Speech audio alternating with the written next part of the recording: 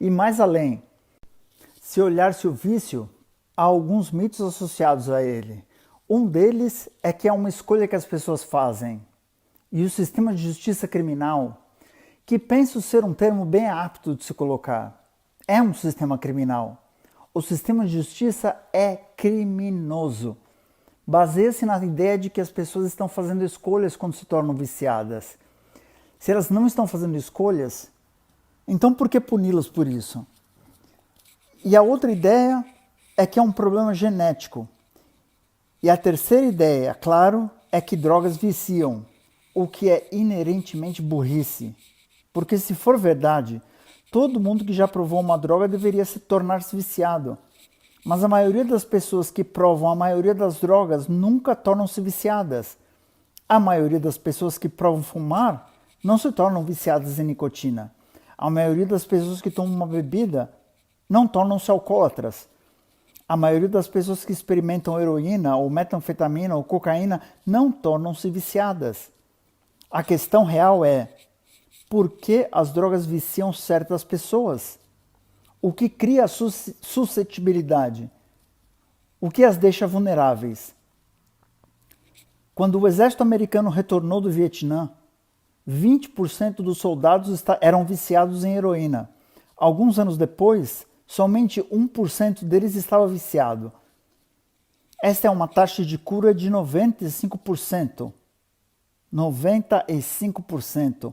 Agora, se em meu trabalho como médico, com clientes viciados na zona leste de Vancouver, eu obtivesse 6% ou 16% de taxa de cura, eu seria reconhecido internacionalmente como um gênio, porque as taxas de cura são bem baixas. Como é que 95% dos soldados, se as drogas viciam em si, conseguiram superar seus vícios? Talvez tenhamos de olhar para suas vidas e talvez olhar para as circunstâncias em que se tornaram viciados.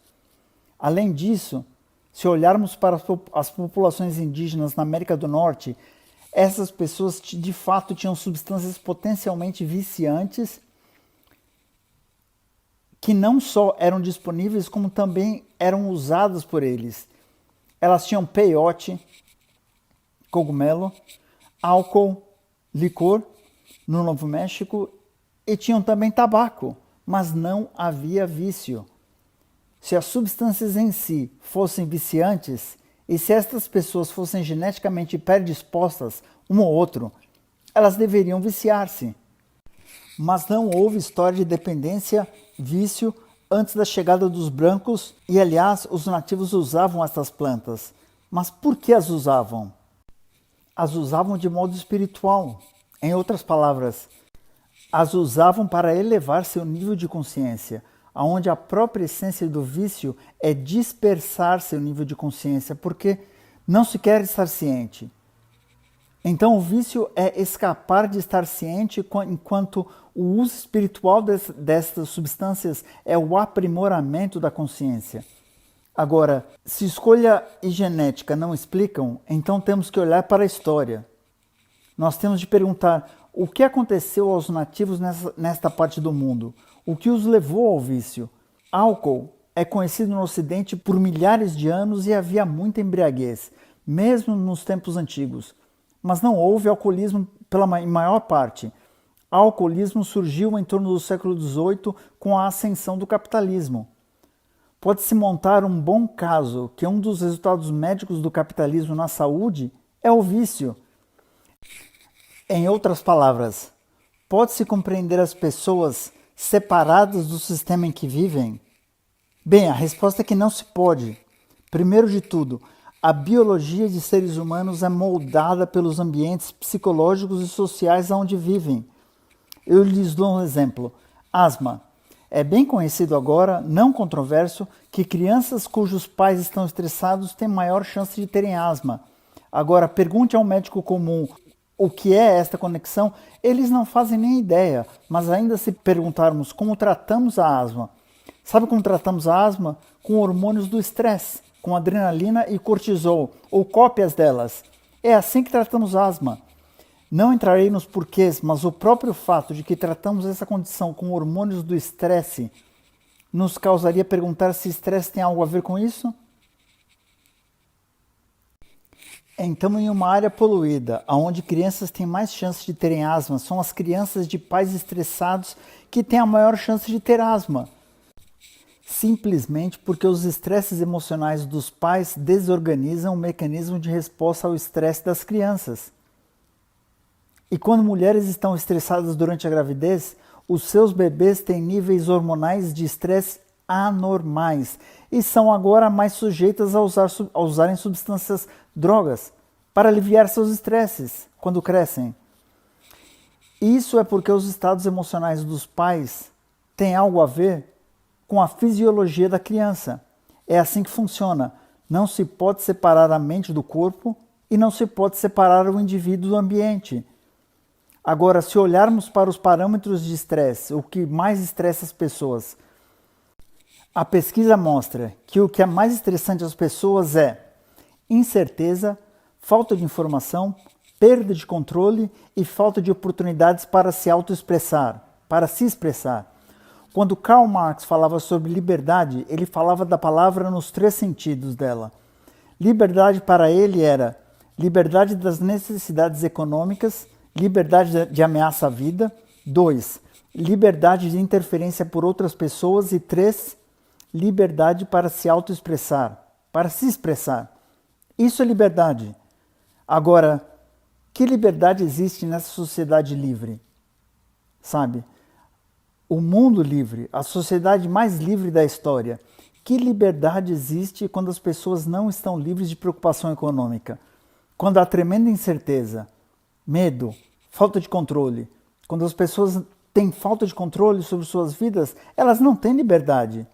E estão fisiologicamente estressadas. E quando estão fisiologicamente estressadas, isso vai se manifestar na forma de doença.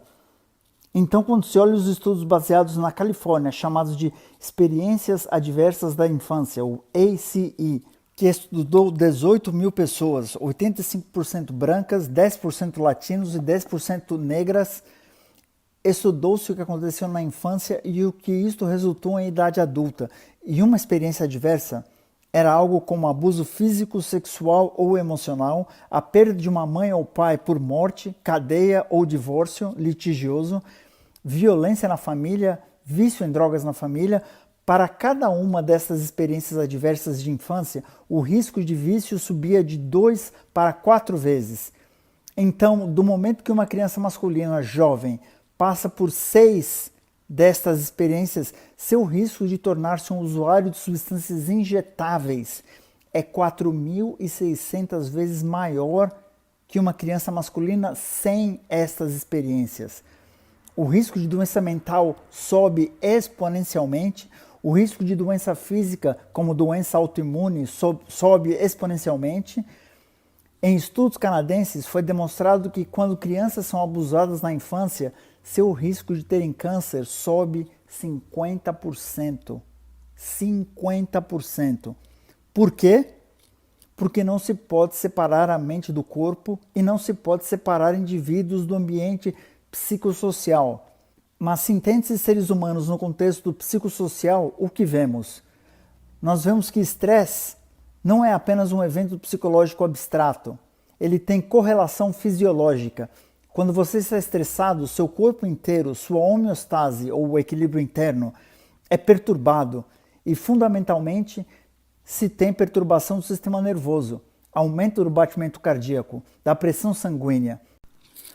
E nos hormônios do estresse, adrenalina e cortisol, os quais fazem seu trabalho ajudando-o a escapar ou se defender diante de uma ameaça aguda. Porém, se você estiver cronicamente estressado, eles efetivamente criam doença, afinam os ossos, suprimem o sistema imunológico, lhes dão doença cardíaca, pressão alta, diabetes, uma gama inteira de condições na saúde. Agora, quando se trata de vício, especificamente, no centro-oeste de Vancouver, eu nunca tive uma única paciente mulher que não tivesse sido abusada quando criança. Como foram muitos dos homens, Portanto, no cerne do vício está sempre perda emocional. E as perdas óbvias são aquelas perdas emocionais pelas experiências adversas na infância, identificadas naquele estudo que mencionei, naquele estudo da Califórnia. Mas há outro lado nisso também. Porque se olhar-se o que está acontecendo com esta germinação do número de crianças sendo diagnosticadas com esta ou aquela desordem, nem todas elas foram abusadas, muitas não foram. Então o que está acontecendo? Bem, como o Dr. D.W. Winnicott, grande psiquiatra britânico, apontou, há duas coisas que podem dar errado na infância. Primeiro de tudo, quando coisas acontecem que não deveriam acontecer, e isto é o abuso e o trauma. E segundo, quando coisas que não acontecem, mas que deveriam acontecer. E isso é a presença de pessoas que cuidam, que não estão estressadas, estão emocionalmente sintonizadas e disponíveis. Bom, isso não é disponível num país onde a licença maternidade é de 6 semanas. Isso não é disponível quando a criança gasta a maior parte de seu tempo longe dos adultos que a nutrem e passa o tempo todo na companhia de outras crianças, forçadas a estarem umas com as outras como suas figuras de afeto. O desespero das crianças em sempre terem de conectarem-se. O senso de desorientação que sentem quando não conseguem se conectar com seus amigos por algum meio eletrônico, digital. Isso não é um problema de tecnologia, mas é um problema de afeto. Essas crianças foram desconectadas dos adultos em suas vidas porque os adultos não estão lá para elas. Os adultos não conseguem estar porque estão muito estressados.